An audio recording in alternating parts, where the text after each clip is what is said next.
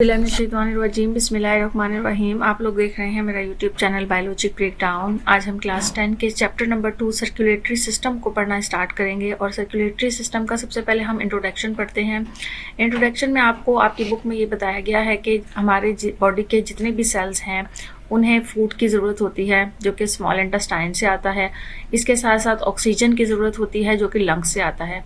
तो carbon dioxide has to be remove from the lungs, और जब ऑक्सीजन लंग्स के अंदर दाखिल होती है तो कार्बन डाइऑक्साइड गैस जो होती है उसको लंग्स में से रिमूव होना होता है। तो waste chemicals have to be remove from kidneys, और जितनी भी वेस्ट मटेरियल्स होते हैं वो रिमूव कहाँ से होते हैं, वो किडनी से होते हैं। तो हमारी जो बॉडी होती है वो बहुत जो है वो एक लार्ज मटेरियल है, यानी our bodies are too large for materials to simple diffuse in and out. अगर डिफ्यूजन का प्रोसेस हम देखें कि कार्बन डाइऑक्साइड खुद ब खुद जो है वो बाहर आ रही है डिफ्यूजन के ज़रिए से और ऑक्सीजन गैस इन हो रही है, तो ये एक बड़ी बॉडी के लिए, लार्ज बॉडी के लिए, एक लार्ज मटेरियल के लिए ये काम एक मुश्किल काम होता है या एक नामुमकिन होता है। लिहाजा उसके लिए अल्लाह ताला ने हमारी बॉडी के अंदर पूरा एक सिस्टम बनाया है जिसे इंटरनल ट्रांसपोर्ट सर्कुलेटरी सिस्टम कहा जाता है। और इस इंटरनल ट्रांसपोर्ट सर्कुलेटरी सिस्टम के ज़रिए से गैसेस की ट्रांसपोर्टेशन होती है, न्यूट्रिएंट्स की ट्रांसपोर्टेशन होती है और जितना भी वेस्ट प्रोडक्ट होता है उसकी ट्रांसपोर्टेशन होती है। हमारी बॉडी के अंदर जो हार्ट और ब्लड वेसल्स होते हैं वो हमारी बॉडी का पूरा एक सर्कुलेटरी सिस्टम बनाते हैं। हार्ट जो है वो ब्लड को पंप करता है और बॉडी में से जितना भी नेटवर्क है ब्लड वेसल्स का उन्हें जो है वो आर्टरीज और वेन्स कहा जाता है। The heart pumps blood to the body through a network of blood vessels called arteries and veins. Heart जो है वो ब्लड को पंप करता है और पूरी बॉडी में ब्लड वेसल्स का एक खून की जो नालियां होती हैं उनका एक जाल बिखरा हुआ होता है जिन्हें आर्टरीज और वेन्स कहा जाता है। उसके ज़रिए से वो सारा का सारा जितना भी जो है वो ब्लड वो पंप होता है। Circulatory system is also known as cardiovascular system, और हम इस सर्कुलेटरी सिस्टम का एक दूसरा नाम कार्डियोवैस्कुलर सिस्टम भी कह सकते हैं। तो इसमें कार्डियोवैस्कुलर सिस्टम में कार्डियो का मतलब हार्ट होता है और वेसल्स का मतलब, वैस्कुलर्स का मतलब होता है ब्लड वेसल्स। हार्ट और ब्लड वेसल्स दोनों मिलकर जो है वो ये पूरा एक सर्कुलेटरी सिस्टम बनाते हैं। तो ये चैप्टर नंबर 2 का सर्कुलेटरी सिस्टम का छोटा सा एक इंट्रोडक्शन था। अब हम इसके टॉपिक्स की तरफ आते हैं जिसमें हमारा पहला टॉपिक है organs connected to blood circulatory system. वो ऑर्गन्स जो कि सर्कुलेटरी सिस्टम के जरिए से कनेक्ट होते हैं, उन ऑर्गन्स के बारे में हम इस टॉपिक में पढ़ेंगे। पहला जो ऑर्गन है वो है blood vessels. All the organs of the human body are connected to blood circulatory systems.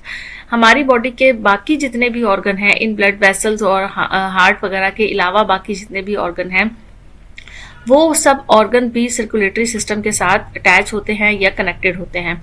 Organ connected to blood circulatory systems are head and neck, heart, liver, intestine, kidney, arms, legs. तो जितने भी organs हैं यहाँ पे बात हो रही है उनकी आपको एग्जांपल देके बता रहे हैं कि अगर वो हेड है, नेक है, हार्ट है, लिवर है, इंटेस्टाइन है, किडनीज हैं, आर्म्स हैं, लेग्स हैं, वो सब के सब जो है वो सर्कुलेटरी सिस्टम के साथ कनेक्टेड होते हैं। Function of blood vessels is to deliver blood to the organs and tissues, और ब्लड वेसल्स का फंक्शन ये होता है कि वो ब्लड को डिलीवर करते हैं, ब्लड को लेकर जाती हैं ऑर्गन्स तक, मुख्तलिफ ऑर्गन्स और मुख्तलिफ ऑर्गन्स के उनके टिश्यूज तक लेकर जाती हैं। Type of blood vessels serves a different function. Blood vessels मुख्तलिफ किस्म की होती हैं और हर ब्लड वेसल्स का अपना एक मुख्तलिफ फंक्शन होता है, जिसमें से अगर हम बात करें तो ब्लड वेसल्स में हम आर्टरीज को पढ़ेंगे, आर्ट्रियोल्स को पढ़ेंगे, कैपिलरीज को पढ़ेंगे। तो आर्टरीज क्या होती हैं? ये स्ट्रॉन्ग मस्कुलर ब्लड वेसल्स होती हैं, ऑक्सीजन को कैरी करती हैं, जिनमें ऑक्सीजन रिच ब्लड होता है। ऐसा ब्लड जिसके अंदर ऑक्सीजन मौजूद होती है उसे हार्ट से बॉडी के तमाम पार्ट्स तक लेकर जाना ब्लड को, ऐसे ब्लड को जिसमें ऑक्सीजन बहुत ज़्यादा क्वांटिटी में मौजूद है, ऐसे ब्लड को हार्ट से बॉडी के तमाम पार्ट्स तक लेके जाना आर्टरीज का काम होता है।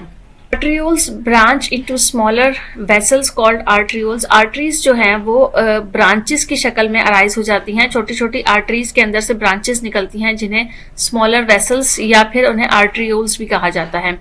Both arteries and arterioles are very flexible. दोनों आर्टरीज और आर्ट्रियोल्स दोनों बहुत फ्लेक्सिबल होती हैं। दे गेट बिगर, वो बड़ी भी हो सकती हैं, स्मॉलर भी, to help maintain your body blood pressure, blood के प्रेशर को मेंटेन करने के लिए।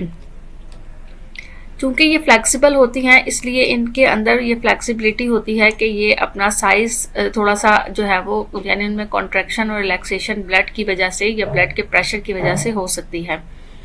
कैपिलरीज भी जो है वो वेस्कुलर ब्लड वेसल्स में आती हैं। These tiny blood vessels have thin walls. और ये जो टाइनी ब्लड छोटी छोटी सी ब्लड वेसल्स होती हैं इनकी जो वॉल है वो बहुत ज़्यादा थिन होती है, बहुत पतली होती है।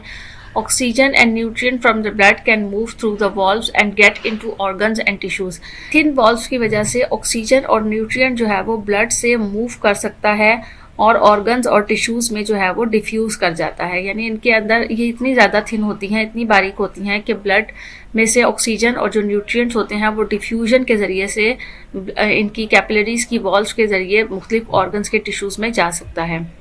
Capillaries also takes waste products away from your tissues, and capillaries are where oxygen and nutrients are exchanged for carbon dioxide and waste. Capillaries जो है वो waste products को भी जो है वो दूर लेकर जाती हैं टिश्यूज से, और इसके साथ साथ कैपिलरीज का काम ये भी होता है कि जितना भी जहाँ पर भी ऑक्सीजन मौजूद है और न्यूट्रिएंट मौजूद हैं उनके एक्सचेंज का काम जो है वो कैपिलरीज करते हैं। यानी ऑक्सीजन को कार्बन डाइऑक्साइड और वेस्ट के साथ एक्सचेंज करते हैं। न्यूट्रिएंट्स इन हो जाती है ऑर्गन्स के अंदर और कार्बन डाइऑक्साइड और वेस्ट मटेरियल जो है वो ऑर्गन में से बाहर आ जाता है कैपिलरीज के जरिए से। Venules veins begin as tiny vessels called venules. जो वेन्स जहाँ छोटी छोटी वेसल्स से जहाँ से वेन्स स्टार्ट होती हैं उस जगह को वेन्यूल्स कहा जाता है। And get gradually larger as they near your heart. और ये आहिस्ता आहिस्ता बड़ी होती जाती हैं जैसे जैसे ये आपके हार्ट के करीब पहुंचती हैं। Venules receive bloods from capillaries. Venules capillaries से ब्लड रिसीव करती हैं और लेकर वेन्स को पहुंचाती हैं, और वेन्स जो है वो ये कैरी करती हैं large volume of deoxygenated blood. जितना भी डीऑक्सीजनेटेड ब्लड होता है उसे लेती हैं और कैपिलरीज से और वेन्यूल से जो है वो कैरी करती हैं और वापस हार्ट तक ले जाती हैं।